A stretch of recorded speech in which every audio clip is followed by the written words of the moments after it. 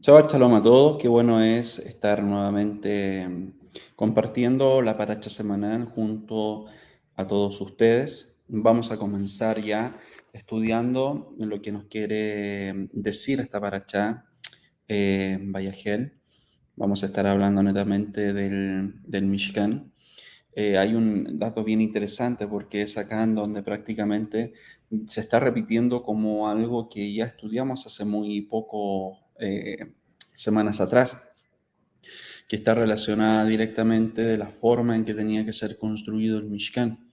Por lo tanto, aquí prácticamente estamos nuevamente hablando de temas que ya hablamos en parashot anteriores. La diferencia es de que en, en un principio comenzamos a estudiar la visión, lo que se había pedido por parte de Hashem que se hiciera, versus ya la construcción, la elaboración de todo lo que partió, por así decirlo, en el aspecto espiritual, ya se está viendo materializado ya en este mundo. Por lo tanto, acá vamos a hablar netamente de los propósitos del Mishkan dentro de los escritos de los sabios de bendita memoria. Y es ahí en donde también vamos a poder ver la importancia, por qué nosotros debiésemos comparar o tomar como ejemplo también la vida de la persona, tanto su aspecto espiritual como su aspecto más físico, para poder entender de mejor forma en Mishkan sus propósitos, sus objetivos. Para lo cual fue hecho y de esa manera también profundizar mucho más en el aspecto de nuestra vida. Ahí pueden ver también las referencias bíblicas para que las puedan seguir en este día. Quiero tomarme de lo que nos dice Brajot 55a, el rabí Shmuel Bar Nachmani dijo en nombre del rabí Jonatán. El nombre Betzalel indica su sabiduría, porque cuando Dios le ordenó a Moshe que le diera a Betzalel que hiciera el Mishkan, el tabernáculo, el arca y los otros utensilios, Moshe invirtió el orden y le dijo: haz el arca y los utensilios y el Mishkan. Entonces Betzalel le dijo: Moshe, la forma normal de hacer esto es construir una casa y luego introducir los utensilios. Pero tú me dijiste que hiciera primero los utensilios y luego el Mishkan. ¿Dónde voy a poner los utensilios que haga? Tal vez Dios te dijo que construyera primero el Mishkan y luego el arca y los utensilios. Moshe respondió: te llamas Betzalel, literalmente en la sombra de Dios, porque sabías precisamente cómo interpretar las palabras de Dios tal como si estuvieras en su sombra. Ya hemos hablado netamente de esto, lo hicimos en las parashot correspondientes a estos estudios, y lo que estamos viendo acá netamente es nuevamente la importancia que hay en el aspecto interior de la persona, que ese también tiene que verse reflejado en el exterior. Así lo podemos ver dentro de nuestro cuerpo. Hay órganos que no se ven, hay órganos que son completamente visibles y se puede creer o pensar de que esos son los órganos que tienen mayor importancia en el cuerpo humano, pero hay muchos órganos que no se ven porque están internos, son internos, pero que le dan, permiten el funcionamiento y le dan vida a nuestro cuerpo. Por lo tanto, es acá en donde debemos tener mucho cuidado en cómo estamos tratando el interior de nuestro ser. Aparte de eso, los aspectos que no se ven en nuestra vida, vale decir el aspecto espiritual, cómo nosotros lo estamos cuidando, porque tarde o temprano eso sí o sí se va a ver reflejado en nuestro exterior, en nuestra forma de vida, en nuestra conducta, en nuestra forma de responder, etcétera. Todo lo que nosotros podemos analizar y ver dentro en el contexto del exterior, en lo que manifestamos, es prácticamente resultado de lo que está pasando en nuestro interior. Algunos puntos bien interesantes, cotidianos, que podemos entender respecto a todo esto es el hecho de que quizás hay muchas personas que son muy amables, pero viven una situación en particular que los agobia y, y al momento en que les preguntan algo o netamente les reclaman por algo, su actitud es un poco, no sé si soberbia, pero un poco agresiva. un poco, digamos, fuera de lo normal. Y eso más que nada se da, no es porque quizás el carácter de la persona sea así, sino que es por la situación que está viviendo y eso genera prácticamente de que sus reacciones puedan ser un poco más distintas. Por esa razón, nosotros debemos cuidar también las influencias, qué es lo que está influenciando nuestro interior, cómo nosotros estamos alimentando nuestro espíritu, nuestra alma, para que de esa manera también podamos ver reflejados en el exterior y los demás también lo vean, de que hay shalom en nuestras vidas, de que hay confianza, de que hay emuná y que de esa manera vamos a poder continuar. Por eso la importancia que también le da Moshe a todo este punto relacionado con los utensilios, que sin lugar a duda nos está hablando netamente de la importancia del interior. Así también en tu vida y en mi vida, la importancia que debemos darle a nuestro ser interior. Estamos en un mundo físico, pero no podemos descuidar el mundo espiritual. Para entender la función y el propósito del Mishkan, debemos entender la relación que existe entre nuestra alma y también nuestro cuerpo. Si nos vamos al Sefer Ahinuch, nos vamos a encontrar con lo siguiente. Lo que experimentamos físicamente deja una impresión fuerte en nosotros y a su vez eso motiva a nuestros corazones y también nuestras almas. Y la realización de las acciones asignadas con alegría y no la contemplación mental de la felicidad genera un estado emocional. Por lo tanto, es acá en donde más de una oportunidad hemos hablado respecto a este punto, no solamente de que en nuestra mente estén prácticamente las intenciones de hacer las cosas, sino que eso se vea reflejado netamente en nuestras acciones y que podamos ver los resultados de aquello. Por esa razón, es importante netamente entender de que más vale una buena acción que 1000 intenciones buenas. La gente muchas veces dice, pero es que yo tuve la intención de hacerlo, pero no lo hiciste. Yo tuve la buena intención de hacer esto otro, etcétera, pero no lo hiciste. Más vale estar diciendo, decir o que los otros vean, no por una vanagloria ni una jactancia, no, lejos de eso, sino que puedan ver de que sí hay una buena acción que generó un resultado, generó algo positivo en la vida de alguien, en vez de decirle a aquellas personas que yo tuve la intención de ayudarte, o yo tuve la intención de ayudar a 1000 personas, a 20 personas, etcétera, pero nunca se hizo.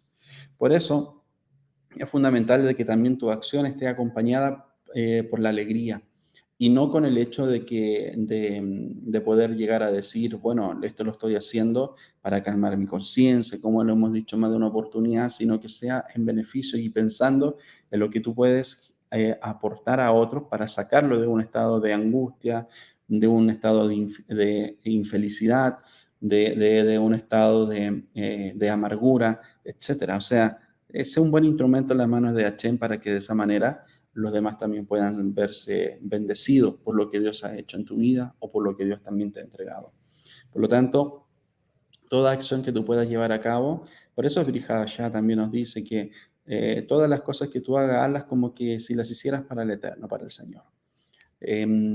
Y claramente todo eso va a tener una connotación muy distinta por el hecho de que en ti, que estás conociendo al Eterno a través de su Torá, que cada día te estás enamorando más y más de Él, obviamente vas a querer tener buenas acciones o cosas que puedan permitir que tú le puedas demostrar su amor.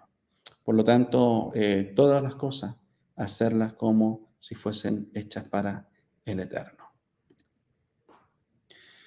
Seguimos con el Sefer Ahinuch y que nos dice que las acciones externas adecuadas son los medios a través de los cuales uno alcanza la intención apropiada. Para ello, debemos entender de que similarmente, el majestuoso e impresionante Mishkan era un ambiente físico que ejercía el efecto más profundo en todos los que lo contemplaban. La impresión física que creaba se transformaba en un poderoso sentimiento interno. Pero ¿por qué razón se producía eso? Netamente por el impacto interior que tenía. Es muy distinto cuando la persona quiere impresionar a otros con aspectos externos, o sea, en cierta manera, ten mucho cuidado si te sorprende o te llama mucho la atención una persona de acuerdo a lo que tiene o de acuerdo a lo que ha alcanzado, más que de acuerdo al concepto de lo que es esa persona en esencia. Si te interesa más, si te sorprende más o prácticamente influencia más en tu vida alguien que tiene más versus que es más, que es una mejor persona, tienes que tener mucho cuidado cuál es tu escala de valores. ¿Por qué?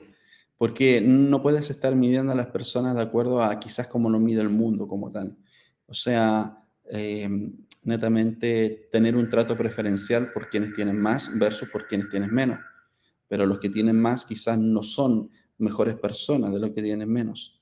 Por lo tanto, tienes que analizar muy bien cuál es tu escala de valores para que tú te puedas dar cuenta también cómo es tu trato o tu forma de tratar a las demás personas. Por eso, nosotros debemos entender cuál es la impresión física que está generando todo lo interior. O sea, la actitud que tú estás teniendo hoy en día, de acuerdo a situaciones, habla netamente de lo que hay en tu interior. Y eso va a reflejar algo bien interesante, que si tú eres un estudioso de Torah, o tú estás aprendiendo más de la Torah, y efectivamente tus acciones están dañando a otro y no edificando, hay que ver si efectivamente está bien circuncidado tu corazón. ¿De qué sirve de que estés circuncidado en la carne, pero si tu corazón no está circuncidado y no demuestras Torah, no demuestras lo que estás estudiando, no demuestras la compasión, no demuestras el amor, la transparencia, el respeto a los demás? Entonces, ¿de qué te sirve estar día a día estudiando Torah si le sigues haciendo daño a los demás? Eso no tiene sentido. Por eso, netamente, la persona que deja que la Torah influencie su vida, que sea la mayor influencia en su vida, lo que va a generar es que incluso los demás reconozcan de que eres una persona de bendición y no una persona que perjudica, no una persona que daña a otros.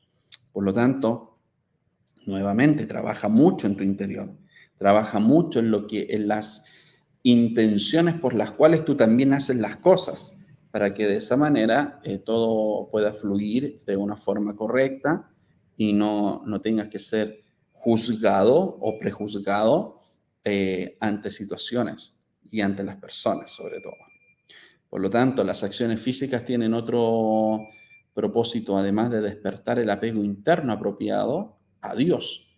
Nuestra misión en este mundo es poner nuestro ser espiritual en control de nuestro ser físico. Cuando actuamos en conformidad con nuestras percepciones espirituales profundas, estamos realizando nuestro potencial interno.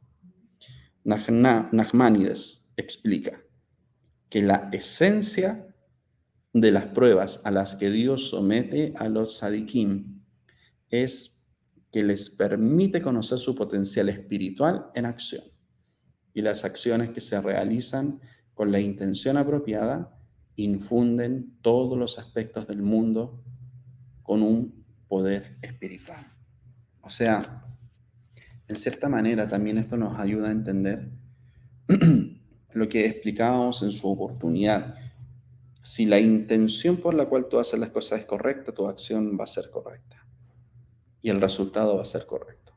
Pero si tu intención de hacer las cosas es tergiversada, está manipulada, eso tarde o temprano se va a ver en tu resultado. No trates de manipular a tu favor las cosas. No trates de manipular tus acciones para obtener algún beneficio de aquello. Y en cierta manera tú lo disfrazas como un favor, lo disfrazas como algo que tú estás haciendo sin querer obtener algo a cambio. El tema es de que muchas veces la persona falla en aquello. Y al fallar, lo que está provocando es que a la larga no van a creer de que tú tienes buenas acciones o buenas intenciones en tu acción, sino que esas están en cierta manera disfrazadas porque quieres algún beneficio de aquello. En este punto, nuevamente, vamos al interior, qué es lo que está pasando en tu interior, para que de esa manera podamos ver si efectivamente estás trabajando o no en este aspecto. Entonces, las acciones que se realizan con la intención apropiada infunden todos los aspectos del mundo con un poder espiritual. En la forma de influir en los demás y en la forma en que debieses influir en aquellos que están a tu lado, que están a tu alrededor, pero siempre con una intención clara, o sea, la transparencia, la verdad ante todo. Por eso se nos habla también en esta parashá el concepto mismo de cubrir el arca. Y si examinamos el mandamiento de cubrir con oro el arca, nos damos cuenta de algo bien interesante. Hay un primer mandamiento general de cubrir el oro con oro, el arca. Deberás cubrirla de oro puro. Eso en Shemot 25:11. Luego la Torá especifica, por dentro y por fuera deberás cubrirla. El primer mandamiento general se relaciona con lo externo del arca, lo físico que genera las emociones internas. Lo físico, perdón, que genera las emociones internas, claro. Luego, después de mencionar la cubierta interna, la Torá menciona nuevamente la cubierta externa. Esto simboliza la expresión externa que debe realizar para despertar la intención interna perfeccionada, la materialización del potencial interno. Por eso los sabios derivan del mandamiento de cubrir con oro el arca por ambos lados, el interior y el exterior, que un estudioso de la Torá debe ser igual por dentro que por fuera, lo que entendemos como el tojó que varó, aparentemente implicando que su estado interno debe estar en conformidad con su estado externo. Y por esa razón, hemos dicho más de una oportunidad, si tú vas a empezar o si tú ya comenzaste estudio de Torah, que eso es bueno, pero si no estás generando de que tu conducta de vida cambie, preocúpate por lo que está ocurriendo. Eso quiere decir de que no estás generando el impacto que debiese generar la Torá y solamente la estás estudiando de una forma literaria para que te puedas incluso hasta jactar de que sabes más que otros y puedas estar quizás sentirte que estás en una posición superior. Pero si no estás generando la transformación, solamente te estás quedando en el peshat, solamente te estás quedando en el aspecto literal y no estás permitiendo de que tu conducta de vida sea otro, o sea, tu interior no está siendo transformado, sino que netamente está siendo influenciado por el aspecto físico. Y si es así, estás en un peligro que puede generar de que a la larga no solamente tu vida pueda ser perjudicada, sino que también la vida de quienes están a tu alrededor. La acción externa y la intención interna. Esta misma relación dinámica entre la acción externa y la intención interna está simbolizada por el Mishkan mismo. Antes del pecado del becerro de oro, el Mishkan no era necesario para que la presencia divina estuviese sobre el pueblo judío. En todos los lugares donde yo registré mi nombre, vendré a ustedes y los bendeciré. Con el pecado del becerro de oro, sin embargo, el pueblo demostró que ellos necesitaban una entidad física sobre la cual enfocar su atención para poder experimentar la presencia divina. El Mishkan servía para cubrir esta necesidad y por eso solo ahí podía sentirse la presencia divina en su total intensidad. Y si nos vamos al comentario Mesesh Jochma, recalca que en la Parashá Kitizá, la discusión de Shabbat sigue a la discusión del Mishkan. En la Parashá Vayakhel, el orden se invierte. Shabbat fortalece nuestra creencia en Dios como el creador del universo, tal como se concebía originalmente antes del pecado del becerro de oro. El Mishkan era para dar una expresión externa a esa creencia en Dios. Y dado que el Mishkan era solo para intensificar nuestra creencia, de la misma manera que lo hace el Shabbat, no habría existido en ese momento ningún conflicto entre las acciones del Mishkan y las del Shabbat. Por eso en la Parashá Kitizá, antes del pecado, el Mishkan precede a Shabbat. Y aquí es donde vamos entendiendo algo bien interesante, de que si el Mishkan era una expiación, por el pecado del becerro de oro, ¿por qué el mandamiento de construir el Mishkan en la Parashá Trumá precede al pecado del becerro de oro en la Parashá Kitizá? La respuesta es que el Mishkan tenía dos propósitos. El primero, la actualización de los esfuerzos espirituales del pueblo judío. Precedía al pecado del becerro de oro. Solo el segundo propósito, la creación de un lugar de residencia para la presencia divina, siguió al pecado del becerro de oro. Por lo tanto, es acá en donde tiene que enfocarse también nuestra atención en estos dos objetivos, pero enfoquémonos netamente en la importancia de esforzarnos en nuestro trabajo espiritual, en nuestro trabajo interno.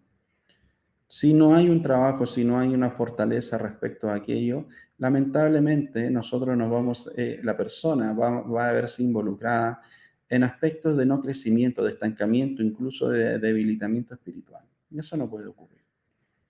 No nos podemos permitir aquello.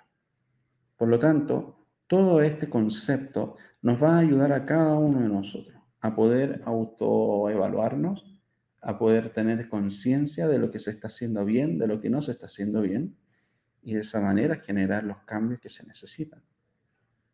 Por esa razón, a Moshe se le habló por primera vez acerca del Mishkan antes del pecado del becerro de oro. En ese momento la estructura del Mishkan era de importancia secundaria y los utensilios a través de los cuales el hombre actualizaba sus sentimientos por Dios eran el aspecto principal del Mishkan. Por eso Moshe mencionó los utensilios primero. Los judíos estaban en ese momento muy por sobre el orden natural del mundo en el cual la casa precede a los utensilios. Ellos no necesitaban una estructura majestuosa para albergar la santidad de la presencia divina. Entonces, ¿qué es lo que entendemos de todo esto? Betzalel, sin embargo, recibió el mandamiento de construir el Mishkan después del pecado del becerro de oro. Él se dio cuenta que la intención de Dios ahora era crear un ambiente que inspirara los sentimientos espirituales internos que se materializarían a través de los utensilios. Y Betzalel entendió lo que Moshe no entendió, que el mandamiento original de Dios era específico en su orden porque Dios sabía que el pueblo judío pecaría y requeriría el Mishkan para experimentar su presencia. Y la palabra Mishkan se repite en el comienzo de la Parashá Pekudei. Estas son las cuentas del Mishkan, el Mishkan del testimonio. El propósito original del Mishkan, con el artículo definido, era permitirle al pueblo judío expresar y actualizar sus emociones internas y creencias. Después del pecado, el Mishkan se convirtió en el Mishkan del testimonio, o sea, el lugar donde se sentiría la presencia divina.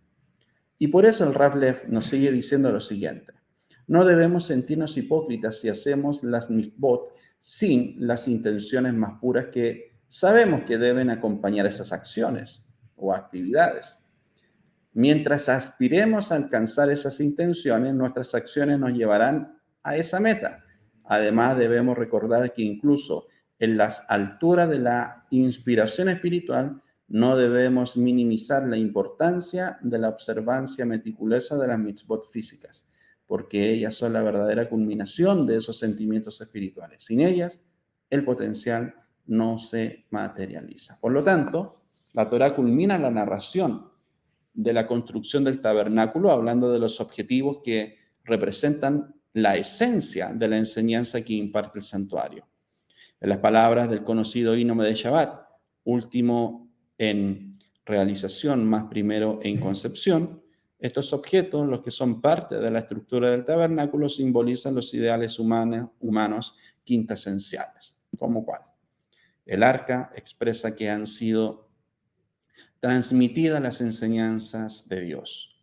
La mesa refleja la lucha humana por mantener el ser físico por medio de la contienda incesante por el pan de cada día.